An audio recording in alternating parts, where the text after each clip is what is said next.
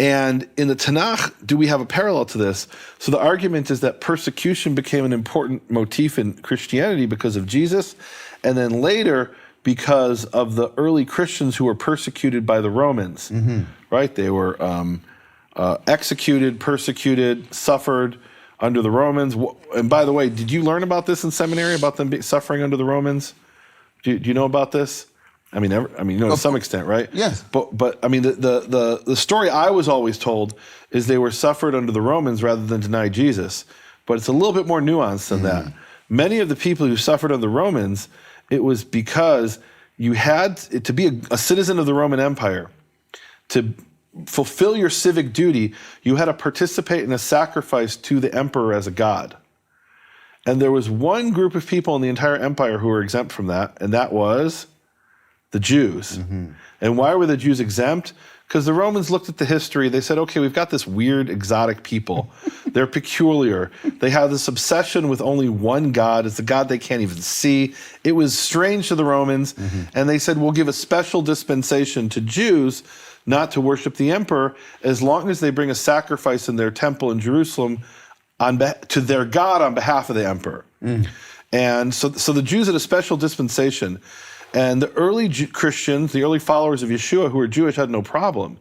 It was when these Gentiles started to become Christians, started to follow Yeshua, and the Romans said, well, I mean, you're not Jewish. Did you participate in the sacrifice to the emperor? Where is your document? And there came a period in Roman history where you had to have a certificate.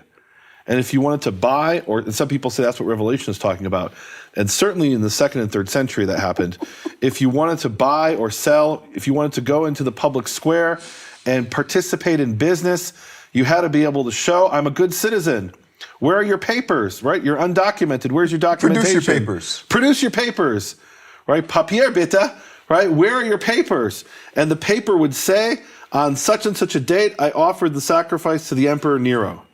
And if you couldn't show those papers, you were an outlaw. You were outside the law, right? You weren't a proper citizen of the Roman Empire. And as we get into the 3rd century, this becomes a huge problem. They start to actually enforce this. Originally, it was just like, maybe the guild of a certain city made you show your papers, right?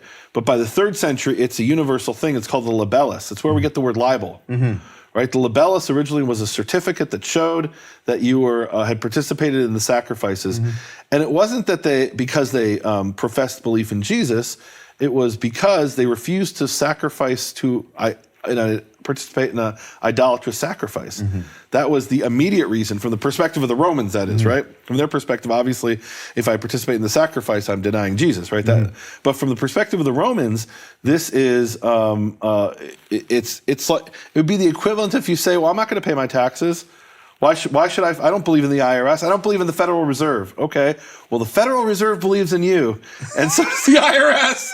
So you better play ball. And so these Christians were being persecuted. So persecution became and this is revolutionary in human thought. Persecution became an ideal. If you could say someone was persecuted, they reveled in it. And you have to understand, throughout most of human history, when people were persecuted, when people suffered at the hands of the government, at the hands of the powers that be, whoever they were, it was humiliating. And Christianity turned suffering into a noble thing. A badge.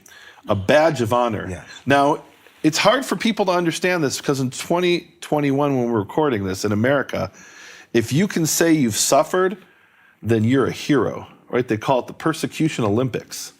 So if you can say whoever has suffered more is now higher up on the hierarchy. But throughout most of human history, it wasn't like that. If you suffered, it was humiliating. And I'll tell you, I grew up around people who survived the Holocaust. And they told me something I didn't fully understand early on. I was told by people that, it's only recently we started talking about the Holocaust. Basically, what happened is there was this shift in the 1960s. And the biggest part of the shift was the Six-Day War, but it happened even a little bit before that, where people started to talk about and say, yeah, we suffered, we were persecuted, here's what happened. We were part of this momentous event in history. It was a horrible event, but it was this pivotal, momentous event, and I was part of that not me, but the people talking in this camp, and here's my number. Before that, people would cover up their number. They were humiliated. Why were they humiliated? The Nazis did horrific things to them. I won't even talk about it, but they did. In other words, you knew that if you were they did objectively horrific things to them, embarrassing things, humiliating things, and so people didn't talk about it. Right. But at some point in the United States, the oppression Olympics began to take hold, and at first it wasn't Olympics. Right now, it really is. That's what intersectionality is. It's how many intersections of different oppressions do I have? It's almost absurd, right? But it comes from Christianity. It's interesting. I heard this described once that what atheists do is they pillage the religions of Western civilizations for ideals. They say, well, that's immoral what you have in the Bible. Well, how do you know it's immoral? Because the Bible taught you that's immoral. Based on humanism, you would never say that's immoral. It's been done throughout most of human history. Let's say slavery, for example.